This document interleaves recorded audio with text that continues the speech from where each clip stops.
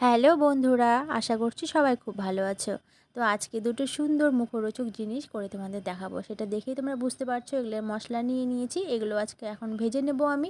এখানে নিয়েছি ধনে, জিরে, শুকনো লঙ্কা, মৌরি, এগুলোকে সুন্দর করে ভেজে নিয়েছি। একটু ওর মধ্যে একটু সর্ষেও ভেজে নিই আমি, সর্ষে জাস্ট একটুখানি মানে করে গরম করে নিয়েছি।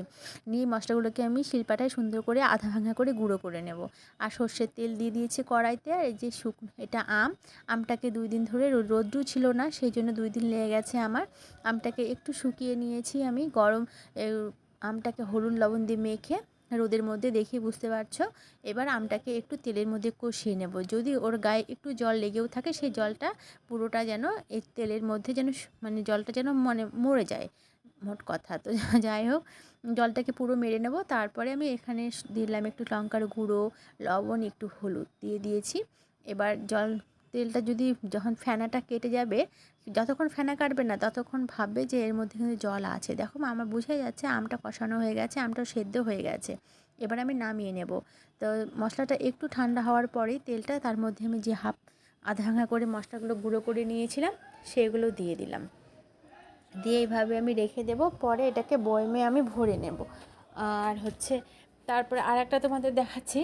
আমি কয়েকটা আম আবার চোচাটাকে ছুলে এটাকেও হলুদ লবণ দিয়ে মাখিয়ে রোদের মধ্যে শুকিয়ে নিয়েছিলাম। তো পুরো একদম শুকানো না, একটু হাফ শুকিয়ে নিয়েছিলাম। এই যে তোমরা দেখতেই পাচ্ছ। এবার এটাকে এই তেলেই আমি দিয়ে কষিয়ে নেব। অল্প তেল দিয়েছি, 5 ফোড়নে দিয়েছি, একটা শুকনো লঙ্কা দিয়েছি। আম বেশি ছিল না, জাস্ট কয়টাই ছিল, সে জাস্ট একটু এটাই মানে চাটনির মতো করে খাওয়ার জন্য। তোমরা আচারও বলতে পারো, তবে এই আচার দুটোই তোমরা অনেক দিন করে সংরক্ষণ করতে পারবে। তো আমাদের দেখতেই পাচ্ছ পরিমাণ কম, আমাদের বেশি দিন যাবেও না। এবার এর মধ্যে গুড় দিয়ে দেবো। এই আচারে কোনো রকম জল দেবো না, এক ফোঁটাও জল ইউজ করব না। গুড় দিয়েছি, একটু চিনি দেবো কালারের জন্য। আর এটাকে এবার ঢাকা দিয়ে আমি রেখে দেবো। গুড় চিনি থেকে যে জলটা বেরোবে সেটাতেই আমটা সেদ্ধ হবে। তো আম সেদ্ধ হয়ে গেলে, আর ওই যে দেখো কতটা জল বেরিয়েছে।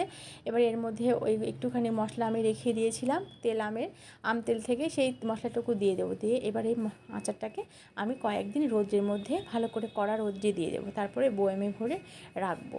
এটা অনেক দিন পর্যন্ত এইভাবে করে তোমরা রাখতে পারো। তো যাই হোক, আমার পরিমাণ কম আগেই বললাম, সেই জন্য বেশি দিন থাকবে না। এবার আম তেলটা আমি এই ছোট্ট বয়ামটাতে ভরে রেখে দেবো। আর রেগুলার আমি তো মুড়ি খেতে খুব ভালোবাসি, তোমরা জানোই, এর আগেও ভিডিওতে অনেকবার বলেছি মুড়ি আমার সবথেকে ফেভারিট খাবার। তো সেই জন্য আম তেল দিয়ে মুড়ি মাখবো আর খাবো। তো এনজয়।